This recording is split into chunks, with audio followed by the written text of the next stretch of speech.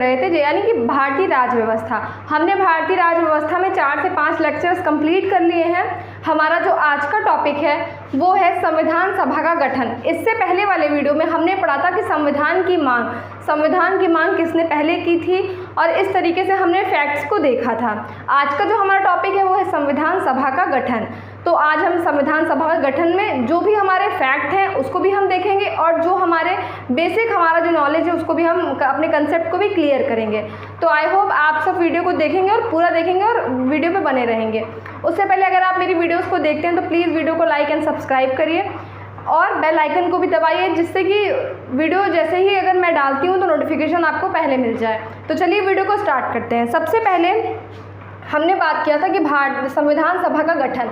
अब संविधान सभा का गठन क्यों हुआ था, तो ये हमने बात की थी कि 1938 में जब INC के यानी कि भारतीय नेशनल कांग्रेस की तरफ से जब जवाहरलाल नेहरू ये बोलते हैं कि वयस्क मताधिकार पे, मतलब कि वोट के माध्यम से, वयस्क वोट के माध्यम से जो संविधान सभा चुनी जाएगी वही संविधान का निर्माण करेगी।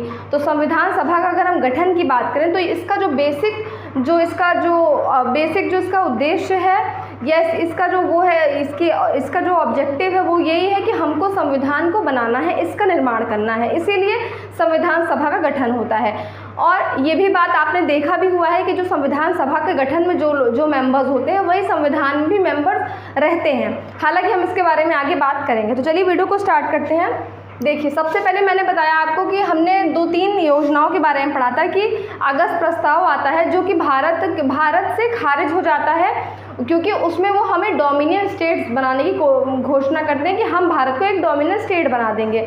उसके बाद क्रिप्स आता है। उसके बाद आपका 1942 के बाद फिर जब ये आपका जो क्रिप्स मिशन आता है, और भी 1-2 मिशन आते हैं, उसके दौरान ये बोला जाता है कि हम इस पर सुधार करेंगे। लेकिन जो मुस्लिम लीग होती है उनका बोलना ये होता है कि हमको अलग प्रांत चाहिए, मतलब हमको अलग हमारा पाकिस्तान चाहिए। तो इस तरीके से जो भी इनके मिशन हैं वो फेल होते जाते हैं, और आखिरी जो 1946 का जो कैबिनेट मिशन आता है, यानी जो कैबिनेट योजना आती है, उसके तहत ही संविधान का गठन होता है। तो हम आगे बढ़ते हैं। चलिए, संविधान का गठन। अब देखिए, जब चुनाव होगा, जब गठन होगा, तो गठन किस तरीके से होगा, तो भाई वोट के आधार पे होगा, चुनाव के आधार पे होगा। अब वो चुनाव की भी कुछ प्रक्रिया होती है, हर चुनाव की अपनी एक प्रक्रिया होती है। तो उस समय पर जो चुनाव हुआ था वो था आपका 10 लाख पर 1 सीट, मतलब कि 10 लाख की जनसंख्या पर 1 सीट, मतलब 10 लाख लोगों को एक इंसान जो है वो रिप्रेजेंट करेगा, इस तरीके से। दूसरी हम बात करें तो उसमें अब 10 लाख जो लोग थे उसमें समुदाय कौन कौन से थे, तो देखिए, मुस्लिम थे, सिख थे, भारतीय थे, ईसाई थे, आंग्ल थे। कौन कौन से थे? मुस्लिम, सिख, भारतीय, ईसाई, आंग्ल। कभी अगर क्वेश्चन भी आता है तो आप टिक कर सकते हैं। अब देखिए, जो प्रक्रिया थी मोस्ट इंपॉर्टेंट वो क्या थी, तो वो एकल संक्रमणीय थी। इंग्लिश में हम बोले तो सिंगल ट्रांसफरेबल वोट। क्या थी? Single transferable vote. हिंदी में बोले तो एकल संक्रमणीय। अब एकल संक्रमणीय चुनाव का अलग प्रोसेस होता है। उसमें क्या होता है, तो उसमें अगर 2 या 3 पार्टीज़ हैं तो उसमें देखा जाता है कि सबसे ज़्यादा वोट किसको मिले हैं, और देन काउंट करके फिर वो निकाला जाता है। कभी हम इस पर भी वीडियो बनाएंगे। उसके बाद हमने ये चुनाव की प्रक्रिया तो देख ली। अब हम ये देखते हैं कि जो चुनाव हुआ 1946 में, उसमें जो उसके जो कुल सदस्य थे वो कितने थे, तो जो कुल सदस्यों की सीट थी वो थी 389। कितनी थी? 389। अब 389 में 296 जो सीटें थी वो थी ब्रिटिश प्रांत के लिए, मतलब कि ब्रिटिश प्रोविंस बोल सकते हैं इंग्लिश में, हिंदी में हम कहेंगे ब्रिटिश प्रांत। और अगर हम बात करें कि 93 जो सीटें थी वो थी देसी रियासत। देसी रियासत मतलब जो भारत के जो राजा थे, एक तरीके से ये भी जो है वो टैक्स पे करते थे, लेकिन कहीं ना कहीं अंग्रेज़ों ने, ब्रिटिशर्स ने इनको ये बोल दिया था कि ठीक है, आप अपने क्षेत्र के जो है वो राजा हैं, आप अपनी चीज़ों को रेगुलेट करिए, बाकी टैक्स हमको पे कर दीजिए। और जो ये सीटों की जो बात मैंने की, यहाँ पे उनका डायरेक्ट क्या था, उनका डायरेक्ट शासन था, वो अपने हिसाब से ही चीज़ों को रेगुलेट कर रहे थे। तो इतनी सीटें थी। 93 थी देसी रियासत और 296 थी आपकी ब्रिटिश प्रांत, जिसे हम कहते हैं ब्रिटिश प्रोविंस।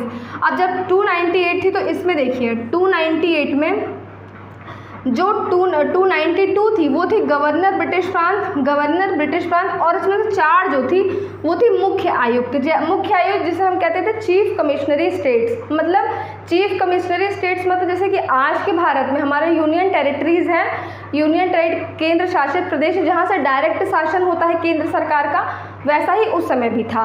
उस समय भी क्या था कि चार मुख्य आयुक्त, 4 मतलब स्टेट थे जो चीफ कमिश्नरी स्टेट थे। उसमें आता है अजमेर, बलूचिस्तान, कुर्ग और दिल्ली। कौन कौन सा? अजमेर, बलूचिस्तान, कुर्ग, दिल्ली। अब बलूचिस्तान तो हमारा पाकिस्तान में है, लेकिन उस समय में हालांकि हमारा जो है भारत वो अलग, भारत और पाकिस्तान अलग नहीं था, भारत और पाकिस्तान दोनों एक ही में था। तो क्या था?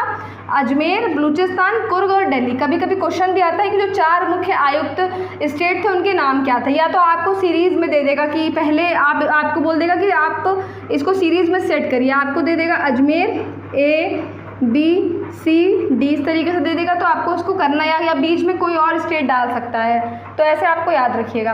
तो 4 क्या थे? मुख्य आयुक्त थे। बाकी जो 292 थे वो थे गवर्नर ब्रिटिश प्रांत स्टेट्स, ठीक है। अब इसमें जो जब होता है वोट, तो क्या होता है 208 जो सीटें हैं वो किसको मिलती हैं? तो वो इंडियन नेशनल कांग्रेस यानी भारतीय राष्ट्रीय कांग्रेस को मिलती है। 73 जो होते हैं वो मुस्लिम लीग होती है और 15 स्वतंत्र होती है। क्या होती है? 73 मुस्लिम लीग, 15 स्वतंत्र, और बाकी 208 जो होते हैं वो इंडियन नेशनल कांग्रेस को मिलती है। तो इस तरीके से इसका प्रोसेस रहता है कि चुनाव का जो